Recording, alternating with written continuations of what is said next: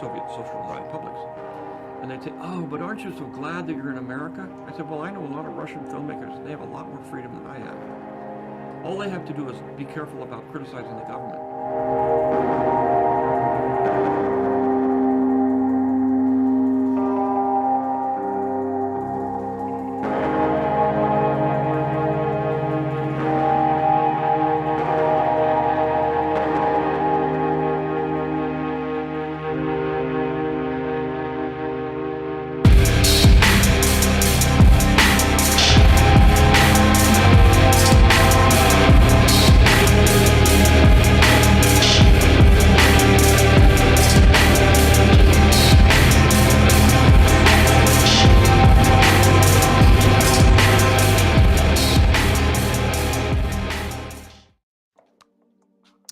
Hello, everyone. Good evening, and welcome to another episode of PopLife, where we take a deep dive into different aspects of pop culture, movies, television, and something I did for a long time, music.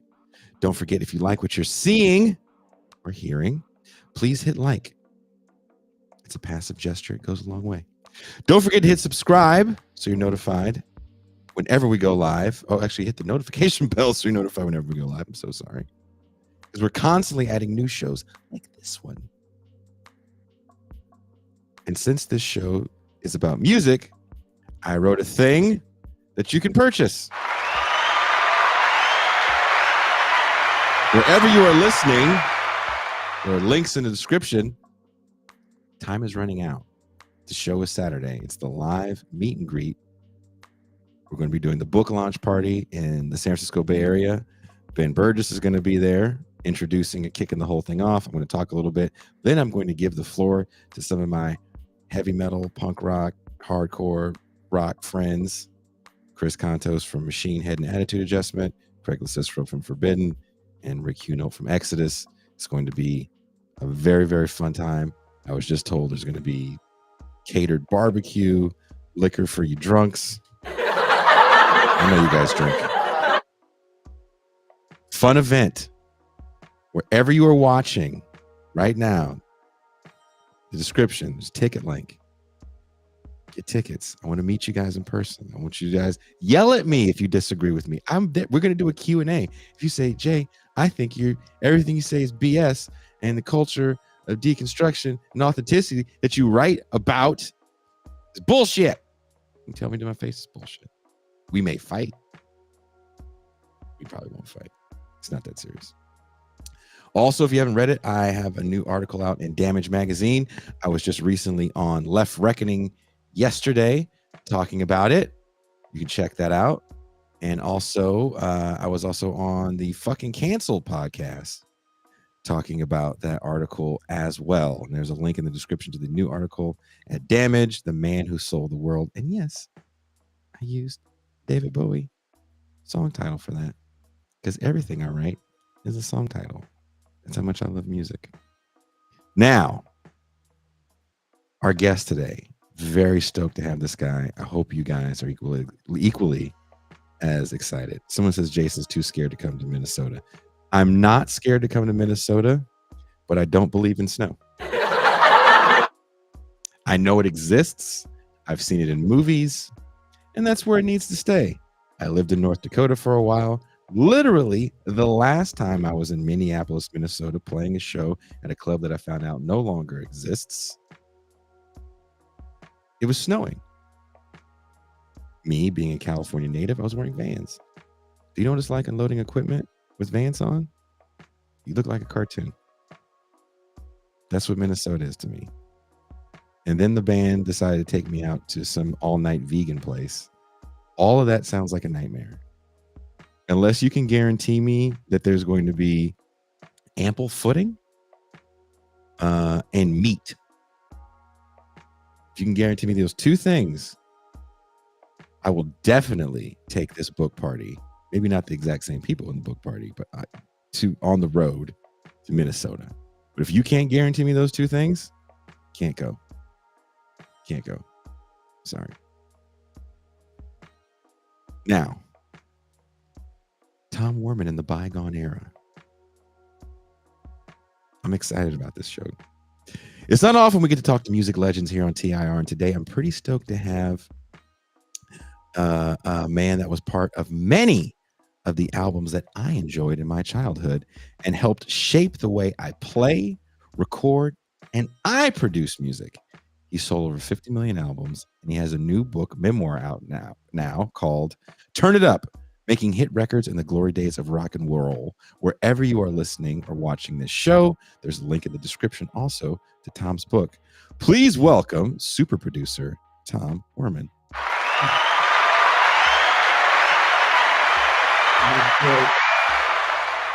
How are you? Thank you. Very, very well. Thank you. Great to be. I hope this is the only time you've done one of these and you got a standing ovation like that.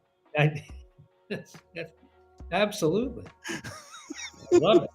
Love it. Tom, thank you so much for joining me here on TIR. It's a pleasure and honor to speak with you. I want to ask you right out the gate before we get to all the behind the scenes stuff. Do you believe the glory days of record producing is dead? And if so, what do you believe killed it, and what could be preventing it from returning? Well, do you mean the glory days of producing or the glory days of rock music? I guess kind of both, right? Because you're producing. When I read, again, we talked a little off air. I never got to have the big budget studio Steely Dan stories of it takes 6 weeks to find the right chair for the guitar player kind of records, right? So there's an era where you could record an album and it was going to take you a while to record that album. It was going to take you forever to get tones. You're bringing in different musicians, especially if you talk about groups like Steely Dan, it's not just 4 guys in a room hammering out a song, right? There's musicians in and out. There could be background singers. There's a lot involved, and you were getting budgets to do that. Yep. Rock music is still selling records or downloads, whatever you want to call it. Metallica just set a record for the largest attendance ever. They've been breaking attendance records on this last tour. Outpacing people like Taylor Swift. Sorry, Swifties. Metallica's outpacing you. It's just the truth. So I wouldn't say, I don't think that the music is dead per se, but they're an outlier in the sense of I don't know how many bands can still take that kind of time. And even Metallica, kind of has their own compound that they record in at this point. You were living in a whole different world of budgets and tour support, artist growth, product development, artist development, and that's kind of where you start. Yeah, in artist development. Do you think those days are kind of gone because now it feels like this guy's got a gajillion followers on social media platform X? Give him a record deal, throw it out there, see what happens. Yeah, they do. They do find bands and acts through algorithms, and I'm hard pressed to define an algorithm. I'm a technical idiot, and I'm really living in the past in many ways. I'm a Luddite. I kind of technology has slowed my life down and made it more difficult. Everybody else is loving it and benefiting from it. Mm-hmm. I do think that rock, I think rock music, classic rock is a defined era, and it's over. I think it's 60s, 70s, 80s, and for me, it was 1954 to somewhere in the mid 90s. Elvis to post-corporate rock. I just think now everything's perfect. We made records with real people playing real instruments, and now they'll select a single snare drum hit and make it all of the snare drum hits in one song. Everything's perfect. No Mhm. flats, no sharps, Mhm. no time variation. It's kind of soulless, I think. I'm listening to songs that are 40, 50 years old that still inspire me, and Mhm. these days I admit I'm not looking, and I stopped looking for new music, about 20 years ago. Mhm. Um, but I don't think there, what happened to the guitar? There's not a whole lot of guitar in the music that I hear. Mhm. Maybe I'm listening to the wrong, source. I don't know. But one of I the mean, reasons everybody loves classic rock is because mhm. they know about it, and they know about it because in many ways it's better than what they're being offered today. But I, It's fun. It's funny. Ooh, sorry.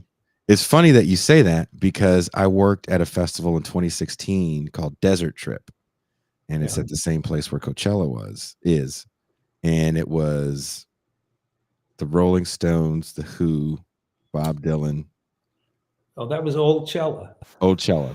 That was the nickname of it. Yeah. I look, you said it, not me. Yeah. I'm Okay.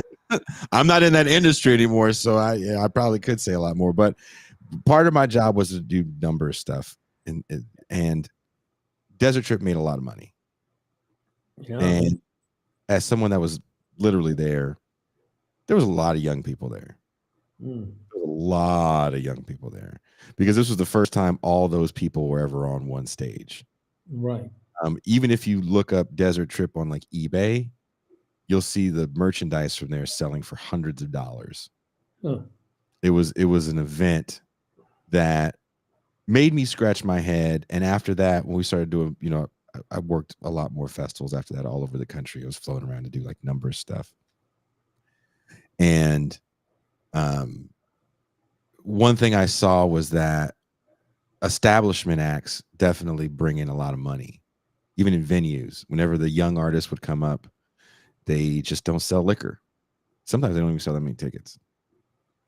And with the way venues are put together with food and beverage companies, um, Yeah. if you're not selling liquor, you won't be around that long. You can't keep the doors open on water.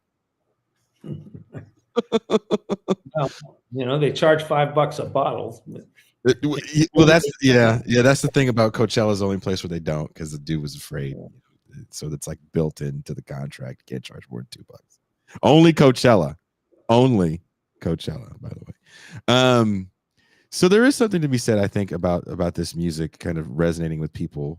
But I do want to ask you, do you think that new music now, we're so atomized and it's so categorized, like the hyper categories that you have, it's not just classic rock, it's classic doom metal, polka, disco. There's so many categories. And at one time it was rock, Yeah. R&B, and sometimes those things you couldn't tell the difference that much, especially when you get to bands like the Isley Brothers. Yeah. Um, so do you think the classic rock era that you worked in benefited from the fact that there weren't these strong demarcating lines between genres like there are now? Could be. I mean, it's probably better for people borrowing from somebody else. Music is derivative. Mhm. Uh, musicians seem to take something from the past and amend it or improve it or pervert it or you know, but they move forward, Mhm. and it's much more creative to do that without categories because there's really not that much you can do new if you have to remain in your narrow category. Yeah. Yeah. I mean, we can people like to look back at history sometimes and complain about the 70s being this era of overdoing it. Big ass light shows, 3-minute guitar solos, Yeah. right? Right. There's something to be said about doing what you want to do and experimenting and throwing it out there that I don't know if people are doing now because of these micro genres. Do you feel that way as well? I don't feel that it's because of the Mhm. categorization, Mhm. but I do feel that there is pretty much some lack of exploration. Mhm. Uh, moving into new areas. Something big beside Taylor Swift should, it hasn't come along really Yeah, in, I agree. in quite a few years. And starting in the early 50s, something really exciting came along every year, Mhm. basically, and especially from England. Mhm.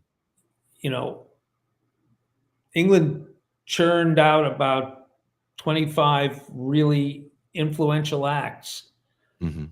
in a 10-year period. We managed about 10, and we had 4 times the population. Um, there was an avalanche of creativity. It was just amazing. It's not happening now. Um, I really don't enjoy channeling my parents, but I mean, I walk into a store and I hear in a supermarket or a CVS or something, and I hear this music they're playing, and I do want to say, do you call that music? It's the deal. I don't, but I want to. Well, your book starts off, you really go through your life, and it's a very linear book, right? And Elvis is the first thing Yeah. that you're all about. Are you a Stax Records person? I don't know much about Stax. Mhm. I do have a T-shirt, Did you get it but at Walmart? Just kidding. yeah, yeah, I don't remember. I think somebody left it here, but I like it, and people enjoy seeing it. Stax Volt. Yeah, I don't remember too much about which artist was on which label. Interesting. That Yeah, wasn't a thing back then. It was no, just was it more it seems like, again, I'm just reading your words.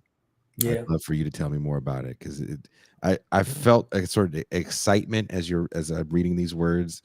I can feel the excitement of a young, sounds like preteen Tom, getting some money and going to the record store, or you said the grocery store to buy your yeah, 45s.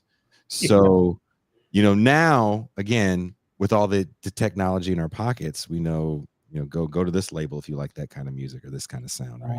And you're just like, I want to hear the thing. So yeah. tell us a little bit about what it was like early on before people were label conscious when you're just trying to hear new music as a young person growing up in the East Coast. Well, it just happened.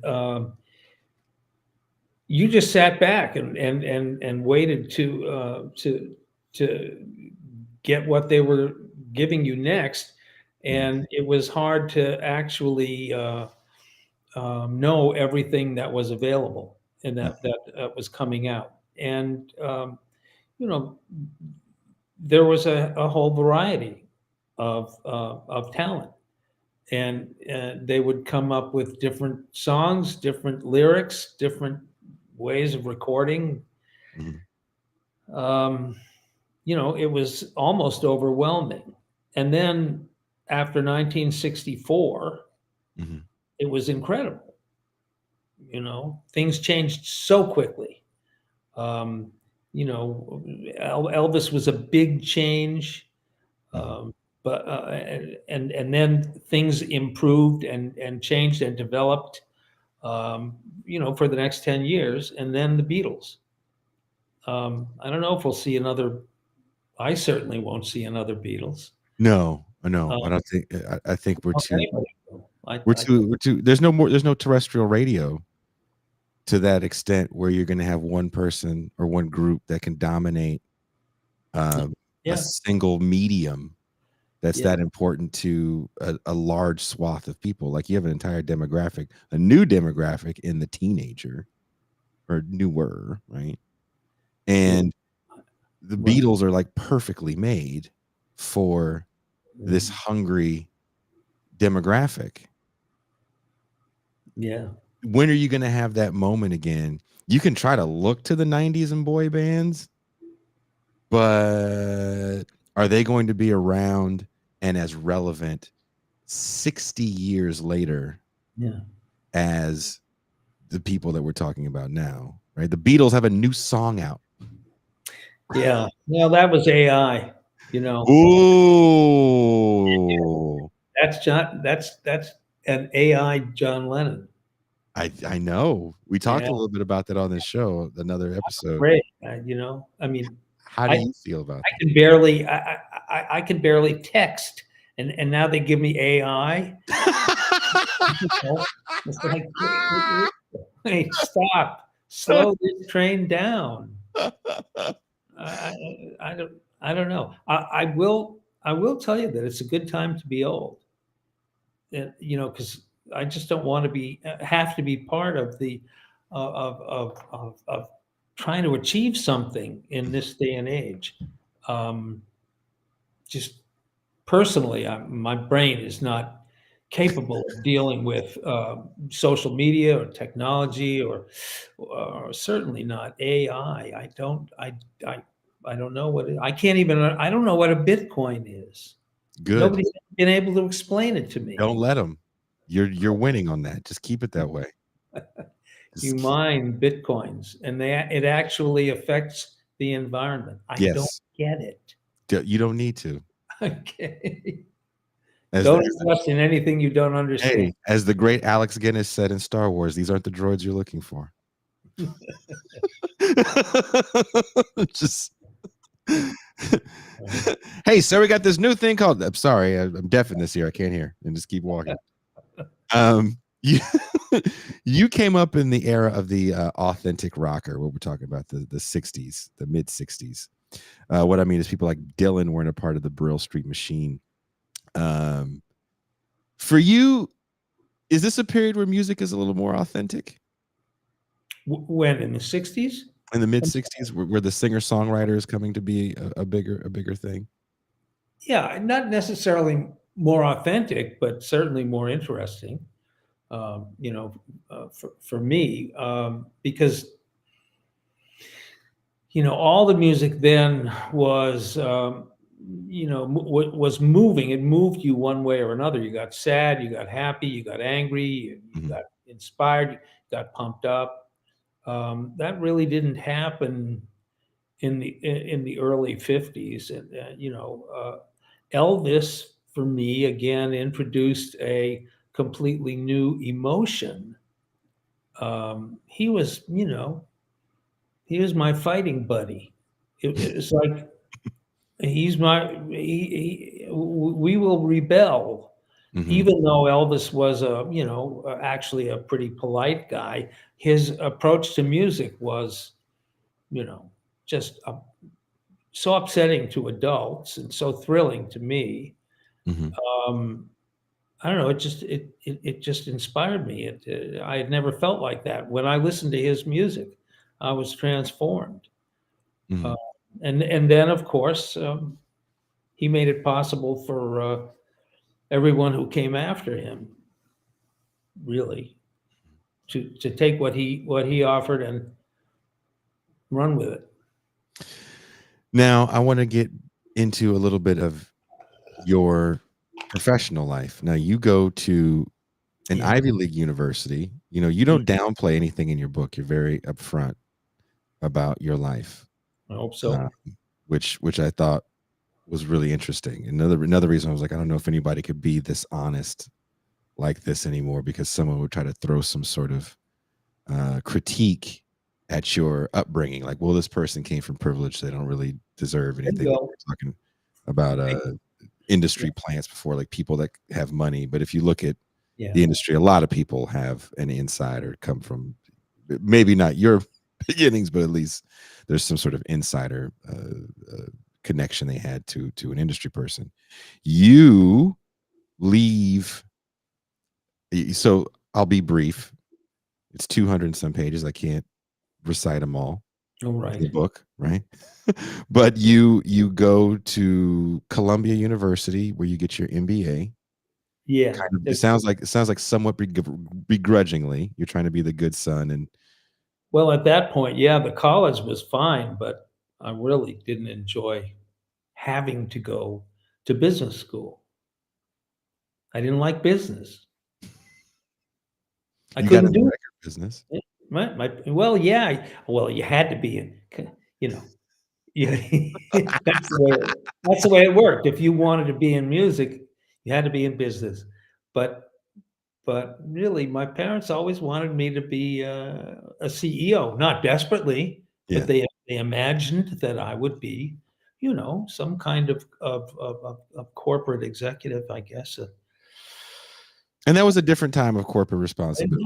And a corporate executive, I don't think it was in the eyes of the people, wasn't the villain that they are today. That being said, Yeah, right.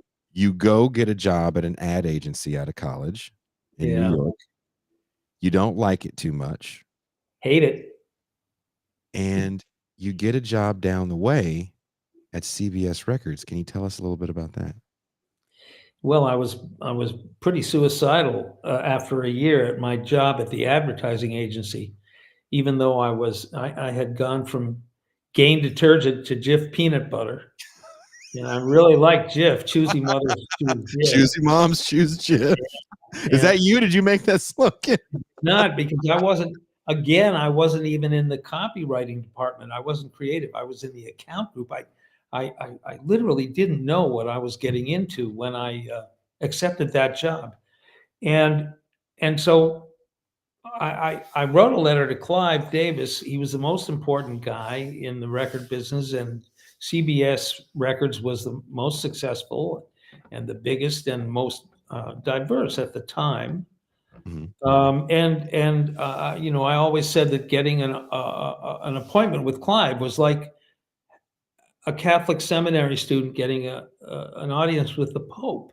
Mhm. There was no one more important, Mhm. you know, to the in the record business. So people were buying a lot of records, and they were gearing up and hiring people and making records as quickly as they could. So it was a good time to ask for a job. And I asked for a job, not can I please have a job, but I already have a job. I already have a degree. You Mhm. can see that I'm a serious person. I also am a musician, and I love rock and roll music. Can I help you out here? Mhm. So I did a few interviews with some people there, and then I was told that it was time to see Clive, and I saw Clive. I had to wait 15 minutes to see Clive. Not bad. Uh, he had two secretaries working for him, and in a suite of offices. And when I walked into his office, he said, "I'm sorry you had to wait. I was on the phone with Bob Dylan." And, I said, my head exploded.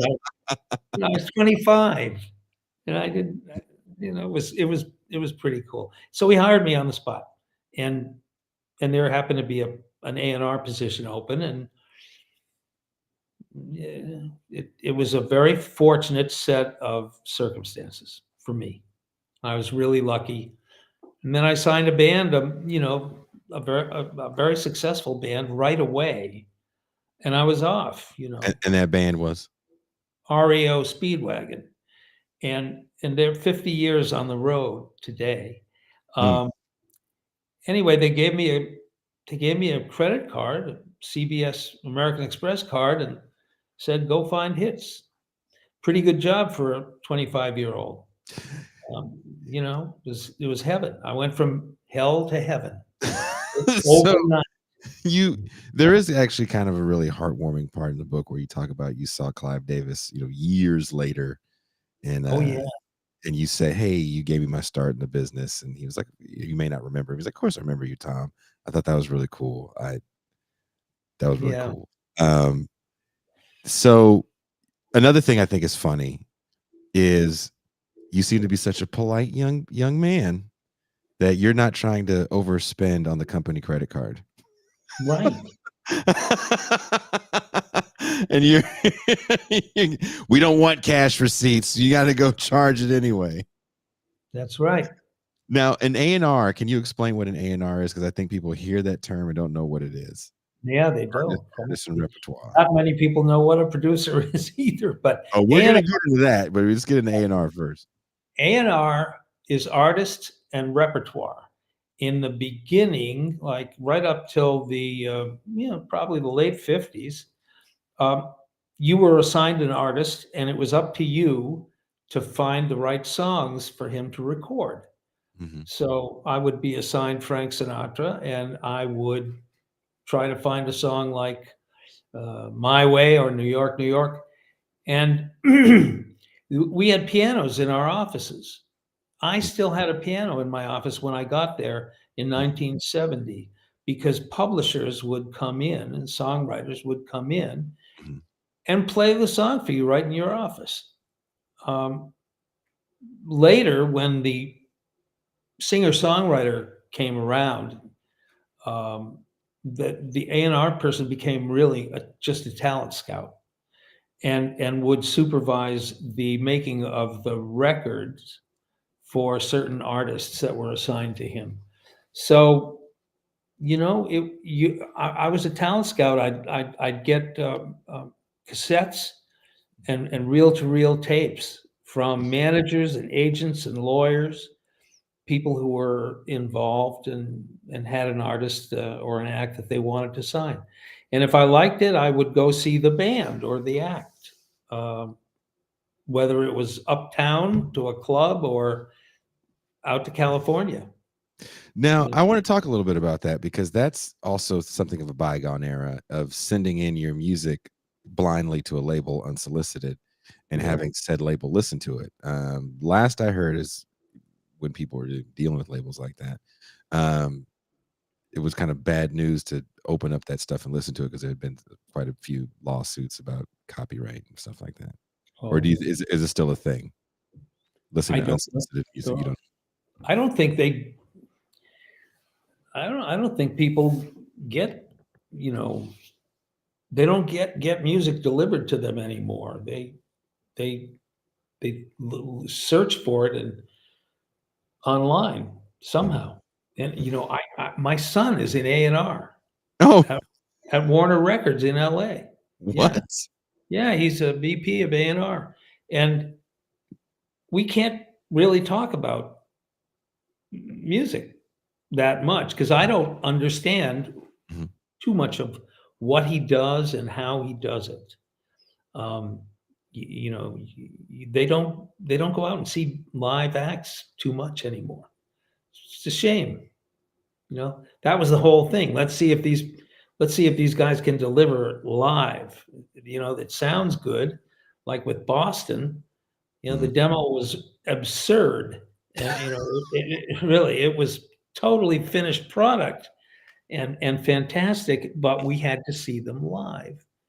What did was live show still that important? Was the ticket sale still important? It was everything. Not a local following was very important. Yeah. Really? Oh yeah. And I mean, live was it. Mhm. Um, if you heard a great demo and you went to see the band and they really weren't that good live, you didn't want them. At least I didn't want them. Who was a band that knocked your socks off live in your A&R days? You were like, "This, I'm blown away." Mother's Finest Ooh. and the Producers, both instant. Just I said, wow, this is it. This is a home run, a grand slam home run. And they both wound up being basically cult bands. And Mhm. I loved them both, and I made 2 albums with each of them, and God, it was disappointing. So, but they were just knock your socks off, really. Just the best.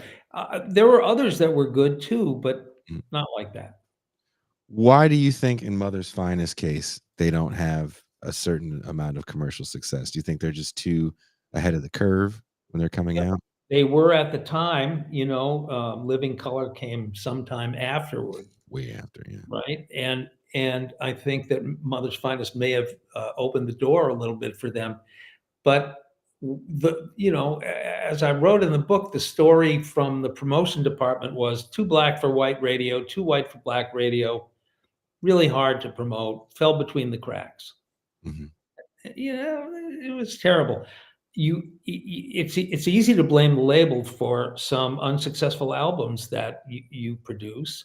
Mhm. And I don't, except for 1 or 2. And those are Those are 2. It's but it's I like the fact that we're getting on this because there's black groups that I like that I felt never got a fair shot in the similar vein. I'm yeah. a little younger, so for me, it's Fishbone is that band where do you classify them? Uh-huh. Labels still have a black music division, Yeah, but yeah. here was a group like Fishbone, or even talking about someone like Mother's Finest, where you have, it is kind of funky, but there's a rock edge to it, and for some Oh, reason, yeah. there's, and I think that's finally fading. Where you can say, okay, regardless of the color of these people, this is gonna hit. Regardless, it's gonna hit. Let's put it out there. Oh, This yeah. is good music. But It's good music. they just they incinerated the stage. They were superb, and I don't get it. I don't understand why nobody was interested in them except me at the time. And the same thing with the producers, the just just just perfect in every way, and novel, and great looking, and great moving, and good writers and good players, and God, yeah. Anyway, it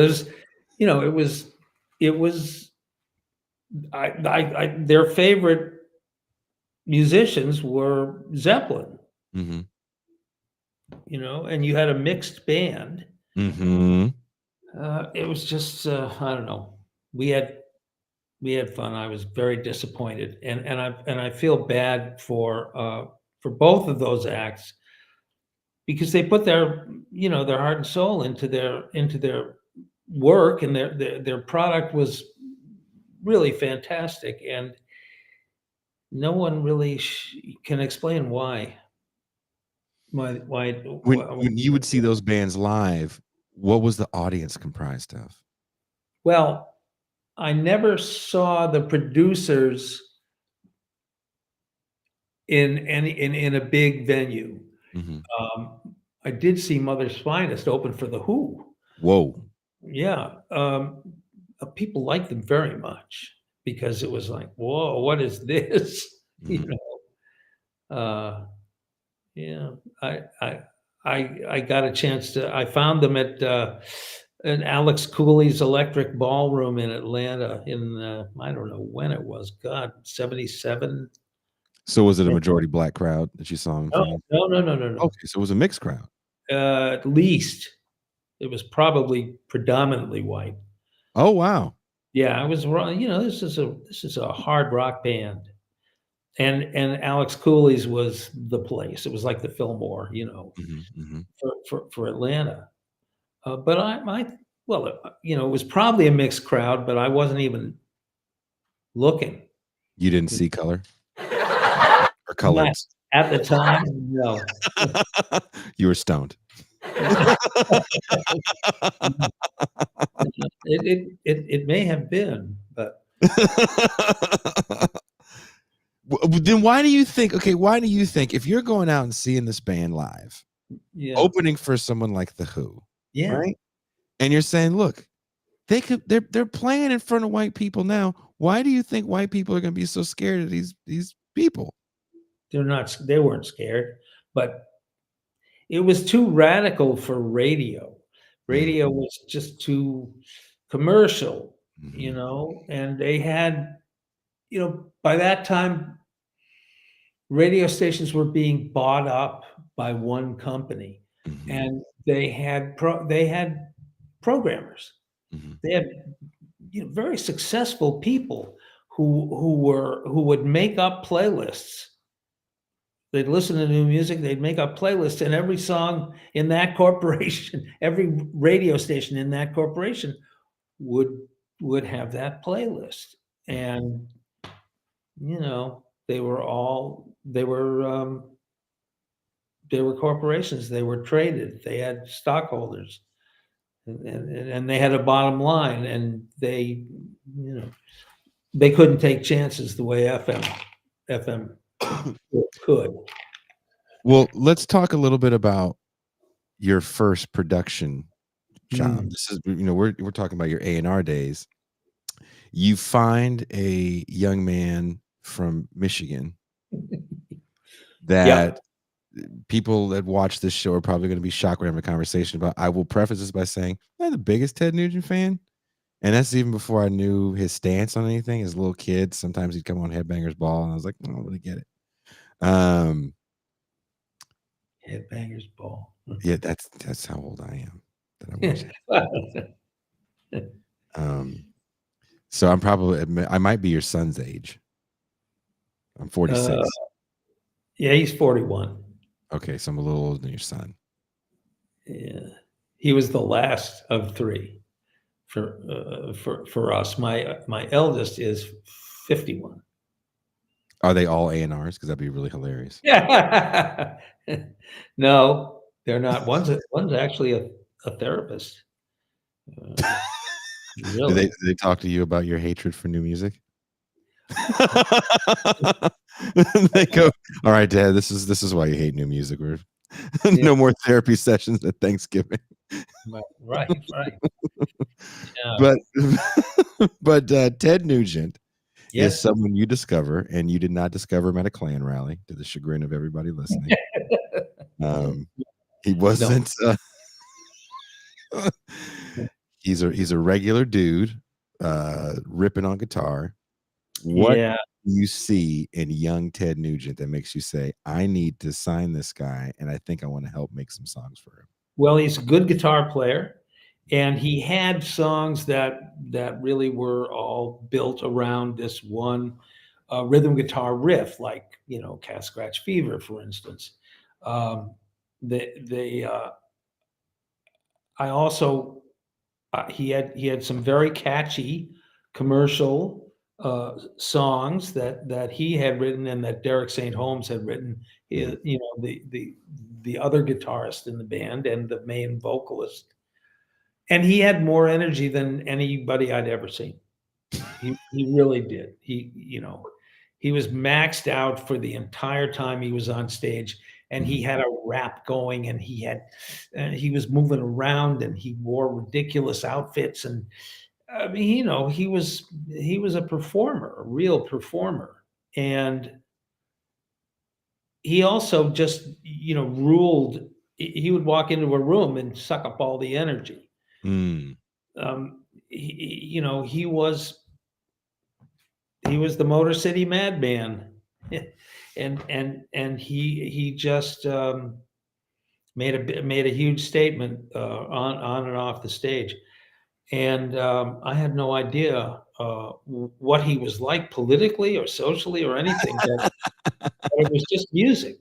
Yeah. I went backstage and I said, "Hey, I really like what you do," and then as we continued to work together in the studio, he came to realize or think that I was the one who made it possible for him to make albums that he liked, Mhm. uh, to safeguard the character of his music, which was a little threatening, the character of his music.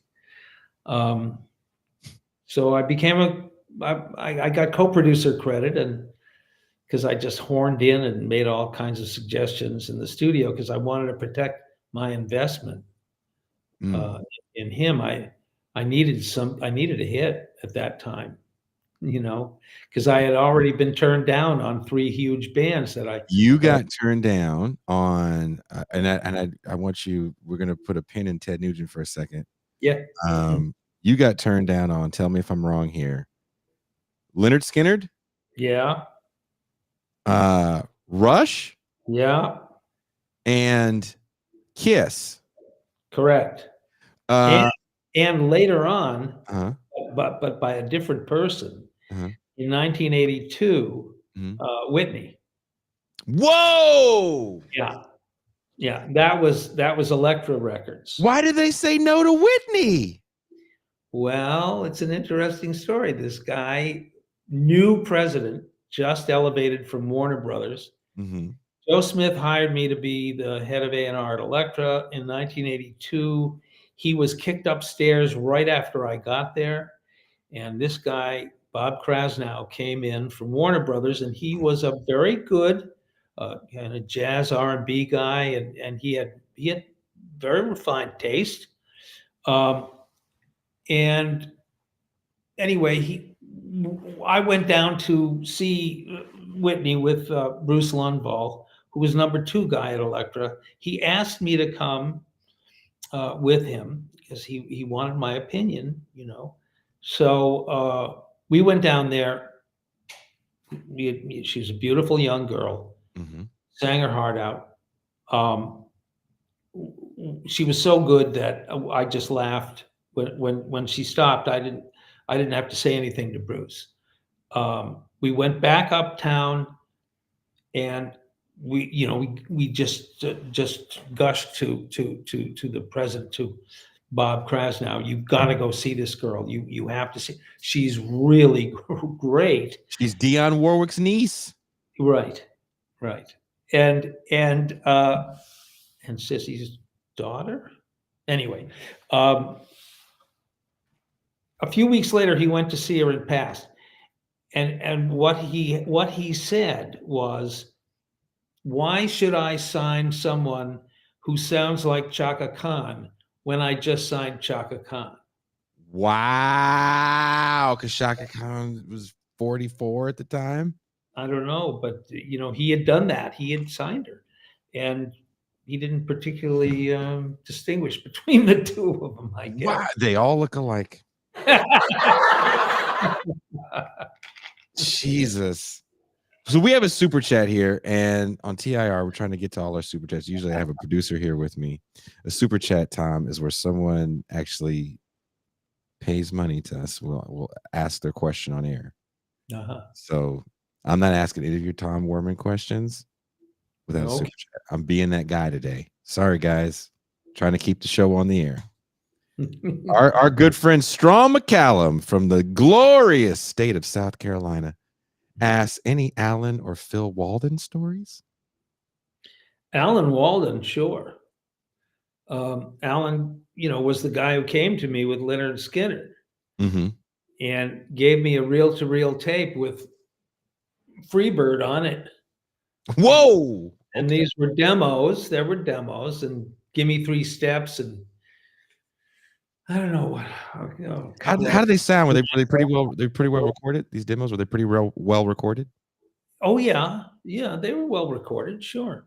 Alan and Phil Walden, they were pros. Anyway, Alan was a very fine guy. He was a really nice guy and a no bullshit guy. And he loved his band. He spoke very quietly with a real Southern accent, and he was very nicely dressed. I really liked the guy in all respects. And I went down to Macon, Georgia to hear them, and they were fantastic.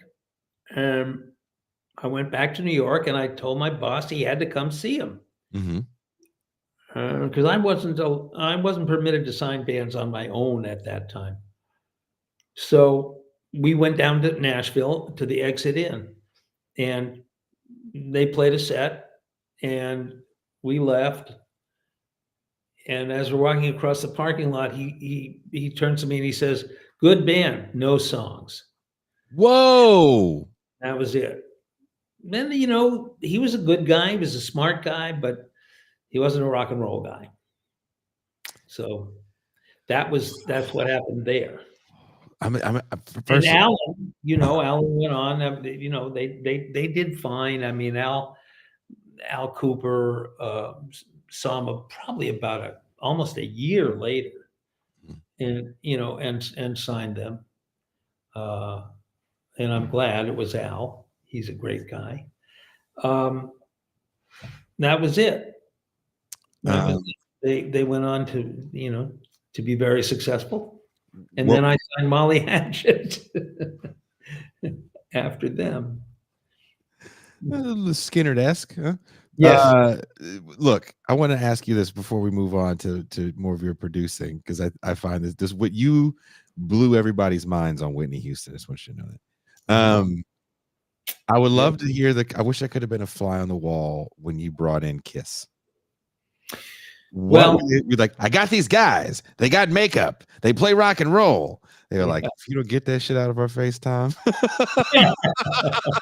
the goofy clown show you bringing in here, God damn it. Is that the smart guy again? Yeah. They were originally, Gene and Paul were in a band called Wicked Lester. Yes. It was a good band, pop band. I heard almost a finished album. I went down to the studio where they were working, and I liked it enough to bring it to the label, and they bought it. They bought the album. They finished the album. It was cheap. And then the band broke up before we could release the album. They called me a few weeks later. I think it was Gene called me and said, "We have a new thing. Could you come and see us?" So I took my boss, same boss, to a rehearsal room, and where we saw them in spandex and white face, like mimes almost. And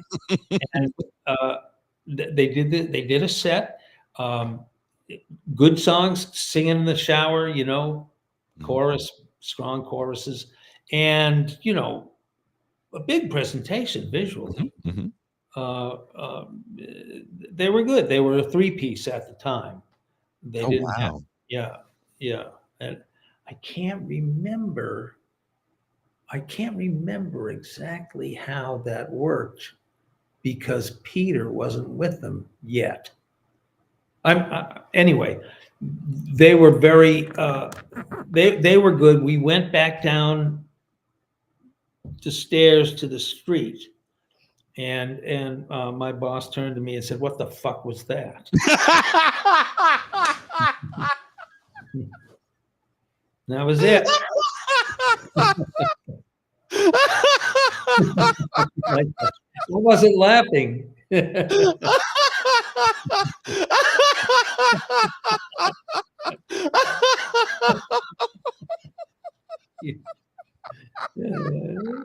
In my mind, the scenario in my mind is you guys walk in the room and you're not expecting the makeup, and you're trying to keep a straight face, and they play the songs and you're like, oh shit, and you get the what the fuck is this, and then you run back and like, hey guys, the mime thing, can we just get rid of the makeup and you guys just be regular dudes?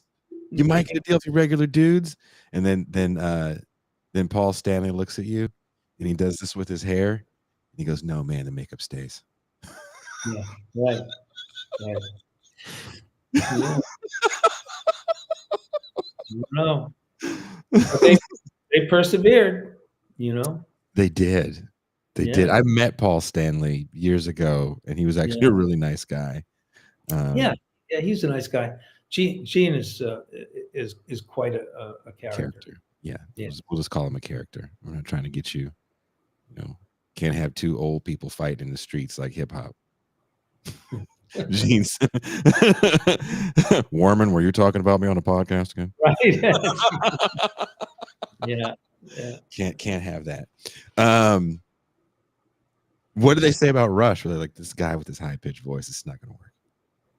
No, there was Rush wanted more money than the business affairs department was willing to give them for 2 albums. They wanted $75,000 for Mhm. 2 albums as an advance. Mhm. And now business affairs wouldn't do it. If we wanted to sign a band, we would give it to business affairs to work out the deal. Mhm. And that didn't happen. Mhm. So, you know, Cliff Bernstein signed them at Mercury a couple of months later. I had gone up to Canada to see them. I was sure that this would be a really nice signing for me because it was elevated, you know. It wasn't, come on, baby, let's, Yeah. you know, rock all night. It Yeah. was Rush. And so that didn't happen either. What was your take on the prog stuff that was coming out around that time? Rush, Genesis, Yes. Were you a fan of that music as well? I was very impressed by it, but it didn't. You know, Owner of a Lonely Heart Oh, in the 80s. was brilliant, but no, I didn't. I didn't love that music. And one of the problems with my career was I was so busy in the studio, you know, over 20 years, that I didn't hear much of what was going on outside the studio. I tried to keep up, but so if you had a new kind of not experimental, but progressive, you know, or alternative kind of a band, sometimes I wouldn't know anything about them, or I wouldn't hear them, or the last thing you want to do when after 12 hours in the studio is listen to music. You mean you didn't want to listen to a 12-minute song? Fuck is wrong with you? Your ears are burnt from mixing a record. You don't want to turn on, you know, round. There were, yeah, they got on there. I used to edit them down. I used to edit 7-minute songs. I edited For the Love of Money. I edited. Wow. I think I edited Peace Train. Anyway, I did some Gamble and Huff stuff. That's I became the editor for almost all the singles that Epic released that were not edited by their producers. The label, Tom, was a label like, who's going to edit this black music? That new kid Werman down at the corner office. No, it wasn't. It was just we distributed Philadelphia International Records. I saw that you in the yeah. You were talking about the different divisions. Yeah, it was great. There's some great music. Harold Melvin and the Blue Notes. Oh yeah. There's some great music that comes out of Philadelphia in that era. Yeah, we saw the studio. I got a chance to see that. See where it all happened. Was there a fish tank in the studio? I don't. How black was the studio, Tom? I do not remember. You know, we're talking about 40, 50 years ago. You would remember if you walked remember all that stuff. I can't remember what I had for lunch. But I bet you remember when you walked into that studio. Yeah. It was really wonderful. So let's get back to Ted Nugent. And I will say this to put a turd in the everybody thinks Ted Nugent is a horrible racist punch bowl. Remember, just recently, when the Rock and Roll Hall of Fame chair member said that women and certain black people don't belong in the Rock and Roll Hall of Fame, Ted Nugent was one of the few voices I heard stand up and say, that's fucked up. That guy should step down because you don't want to piss on the legacy of so many women and black people that made this music that I play today. So I didn't realize that. He did say that. That doesn't absolve him of everything. I'm just, again, putting a turd in the I hate Ted Nugent punch bowl. Now, you work with Ted Nugent. Um, I hope you're having a good time, Tom. Yeah, very much. Or you're gonna call your publicist like, if you ever send me. Who was that guy? Fucking insane. Yeah. Well, it's What? different. Definitely different and refreshing. So go ahead. I'm right. You talk about you don't hear new stuff. This is new stuff, Tom. Yeah. And please don't read the comments on the side of the screen because you're gonna get derailed and laugh too hard because usually the comments are ridiculously hilarious. That being said, you work with Ted Nugent. What is it like recording that first record? Oh, easy. I was really just quality control because Ted, I mean, he'd been working on these songs for a long time. He had basically every note of every instrument in his head, and Mm. he would tell people what to play. I mean, he would talk, to Cliff, the drummer, and I mean, he did what in the studio what I eventually did in pre-production. Did you learn from him a little? No, I wouldn't say that. Okay. But what we did was, the band would play the song, and I'd say, try this. I think maybe the hi-hat, it'd be better on the ride cymbal, and that drum, the kick drum figure should be a little bit like this. Let's try that. So we would make all those changes. Ted just told everybody what basically how to play what they were playing. And the first song I ever mixed Mhm. with the engineer, of course, was Stranglehold. And God, I had such a good time. And there were 3 pieces of outboard gear. That's Wow. it. Okay. That was it. It was in 1975. We were just celebrating 16 tracks. Do you bounce on tape or you don't bounce tracks on tape? No, sure. Absolutely. Okay. Yeah. You He did didn't have to everything. cut a lot. You didn't have to cut a lot of tape with Ted Nugent. Is he a one take guy?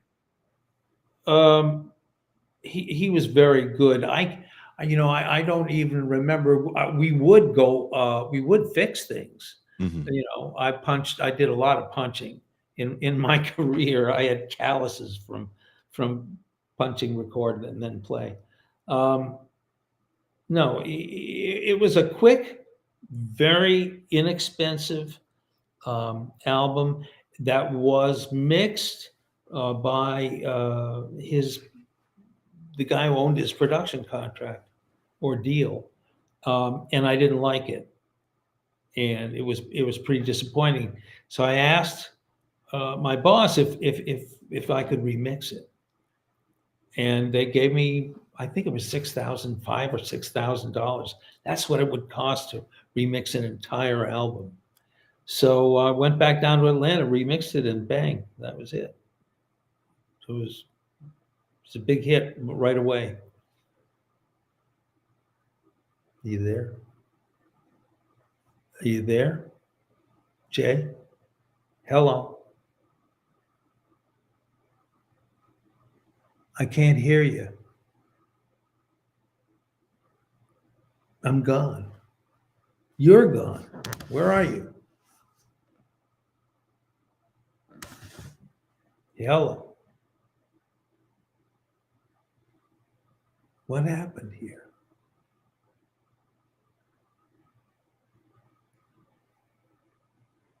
I'm hanging. I can see that I'm still on. Why aren't you here? Coffee break?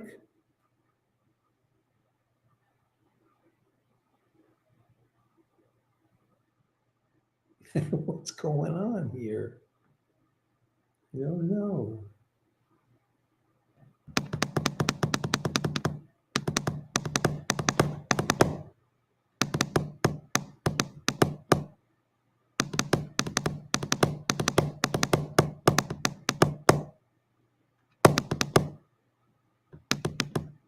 Are you there?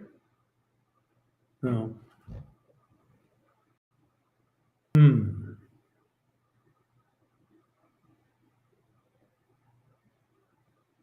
Hmm.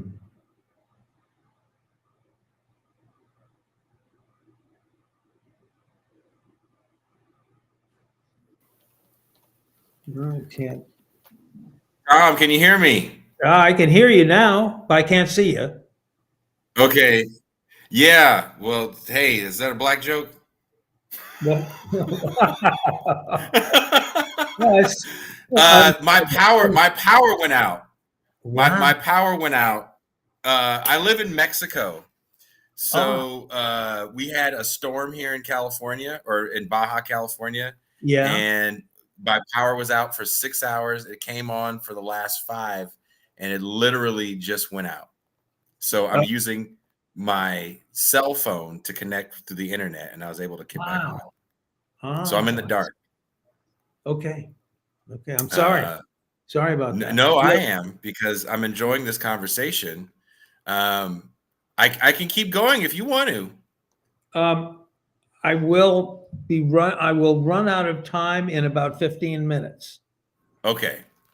Um, then I would be doing myself a disservice if I didn't ask any questions about Motley Crue. Yeah, well, okay. Yeah, yeah.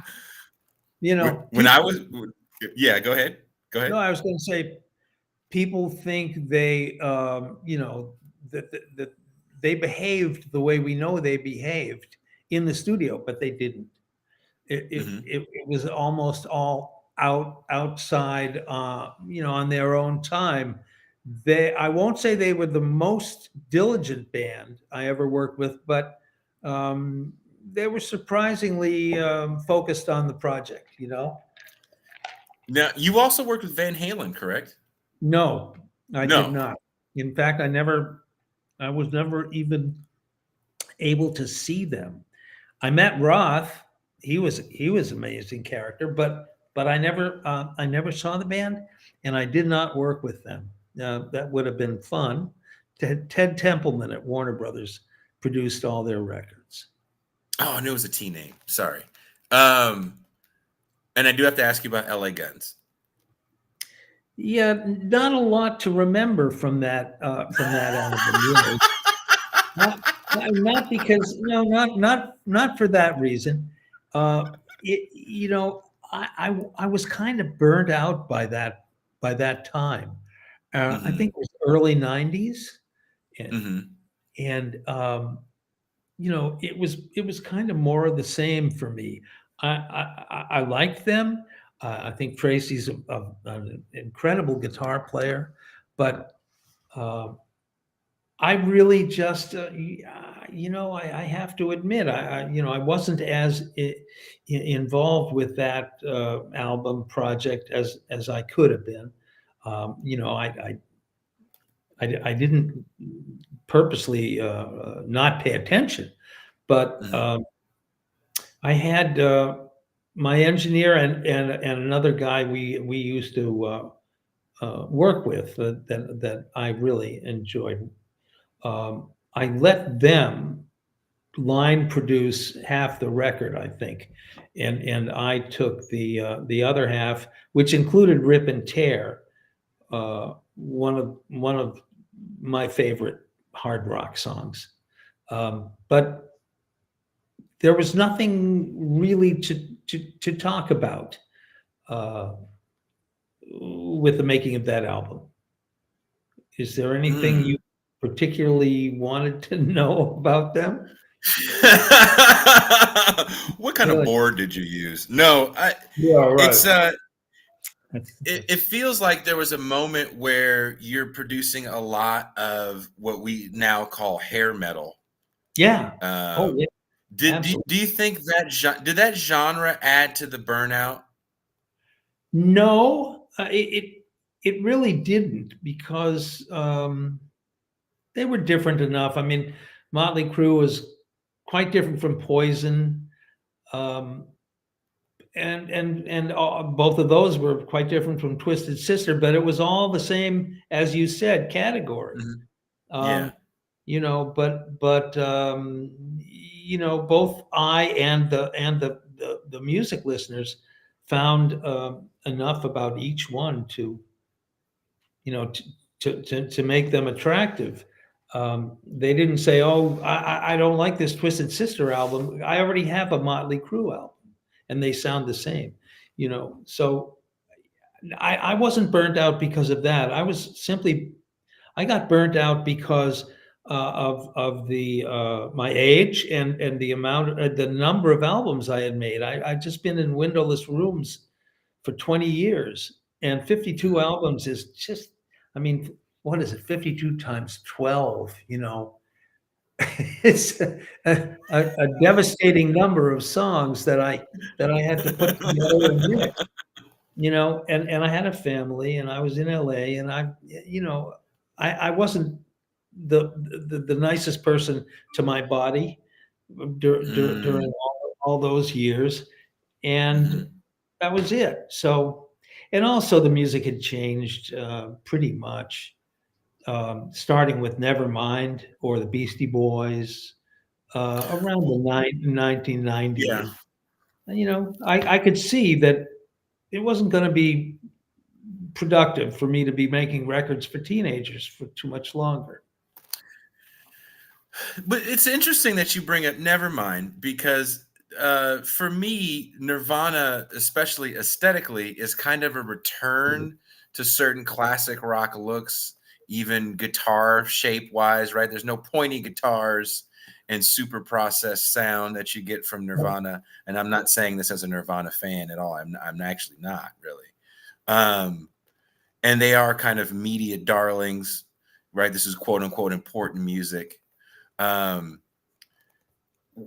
was that not your thing? It seems like maybe working with a band like that would be easier than working with the LA strip guys.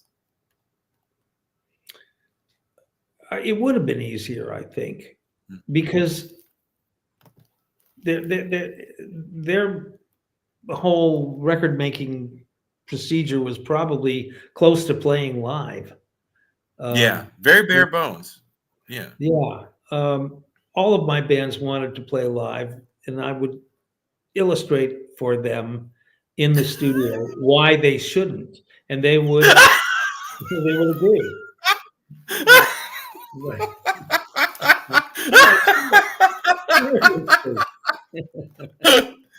I know we're on opposite sides of the country, but I hope when I make it out to the East Coast to do this, I made a documentary movie and I'm going to do screenings for it.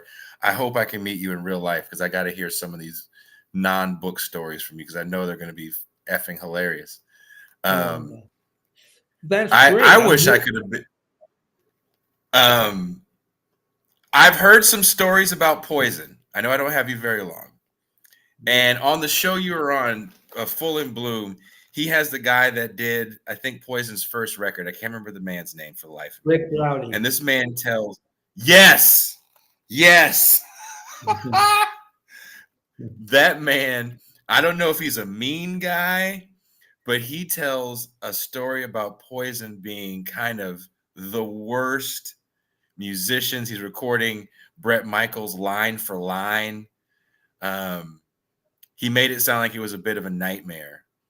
Huh. Did you have an easier time? Because you're getting him on the second record, right? Open Up and Say Ah, right? Yeah, they were great. Not the easiest record to make. Lots and lots of punch-ins, you know, corrections. And CC was not straight at the time. He was, you know, he was pretty recreational. And he's capable of being a great guitarist. He is a great guitarist, but you know, he was hindered by recreational drugs, and they worked hard. They were serious, and it was just the most memorable thing about the whole project was how many women came into the studio to see Brett.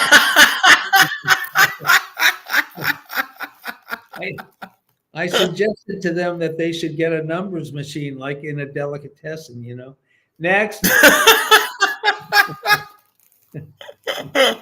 But- Another thing that's gone from that era, right? Yeah. Well, look, Absolutely. Right. Tom, I don't want to keep you. I know it's late where you are. You're on the East Coast, so it's very late where you are. I know. I actually- Thank you for taking the time. Yeah, thank you. Oh, it was fun and different. We should do I it. hope that's a good thing. Oh yeah, we should do it again. At least, please try to make time to come and see me. When you're here, we're in the Berkshires, Western Massachusetts. I could travel a little bit. I'm literally supposed to be doing something in Western Massachusetts next spring. I'm being totally serious. Great. It's a small state. I can drive. Look, I would be honored if you were there to hear me ramble on about leftist politics. Yeah, in a room full of nerds. I'm good with that. This is a very blue area, very blue state, very blue town. Yeah. I used to play Pittsfield all the time. Yeah, if you know Pittsfield, that's the next town. Yeah. Well, I used to play Pittsfield all the time. Thank you. Have a very good evening. And everybody, again, wherever you are watching or listening to this show, there are links in the description to Tom's book. Okay. Turn it up. Thank you, Tom. Thank you. Good night. Good night. Good night. So sorry, guys. I got disconnected. The power went out on me here in Mexico. I thought I was going to be able to do the show. I was preparing to do it in a cafe somewhere downtown where usually power's on, and bam, the power went out. I'm kind of pissed off right now because it's extremely dark in my house, and I hope nobody closed the gate, because if they did, then I'm locked in this dark house and I can't get out of it. So do me a favor, cross your fingers that the gate is still open and I can leave here and I'm not trapped in my own house. And I don't even understand why the power's out. It just rained a little bit. It's not even windy. I advise, go get the book. It's a fun read. Again, when you're reading it, it feels like you can feel the excitement in his face as you're reading the words off the page. I believe that he wrote it probably without a ghostwriter. Tom has an MBA from Columbia. I love his story about being a Ivy League to the record industry. Great story. Jason's taking a poop. I'm not. I'm in the dark. I would grab a candle, but the candle would probably look scarier if I went and grabbed a candle. The champagne room will have to be the Miller High Life room this time. No champagne room on Wednesday. I'm really stoked I got to talk to Tom. That man made a lot of records that I really appreciate. And I think it's hilarious that he was like, I like guns. I don't really remember anything from that. Oh, the new golf show.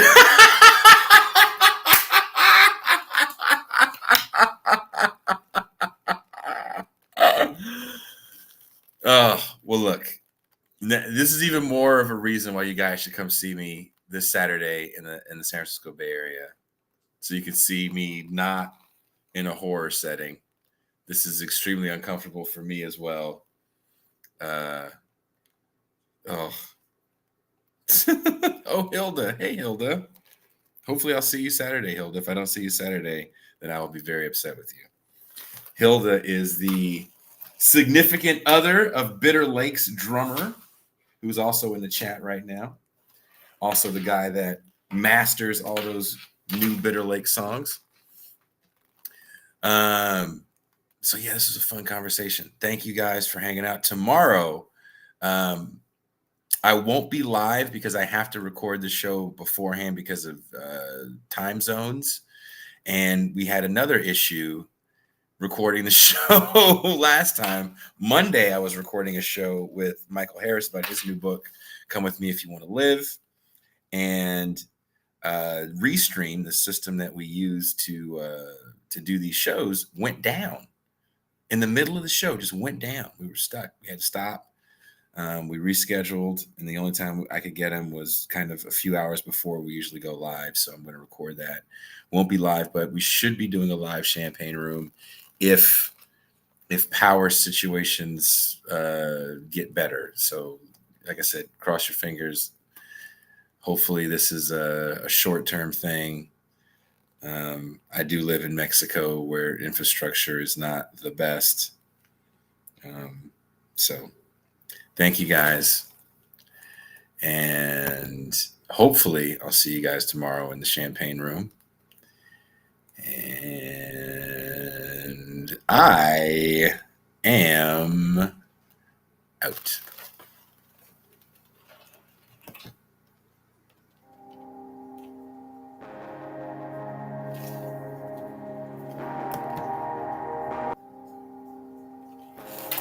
Jesus Christ, dude.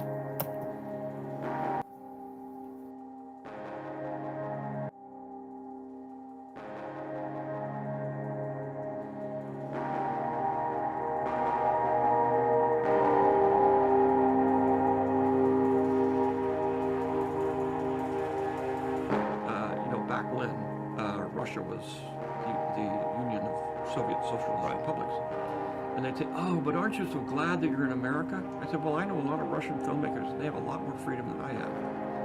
All they have to do is be careful about criticizing the government."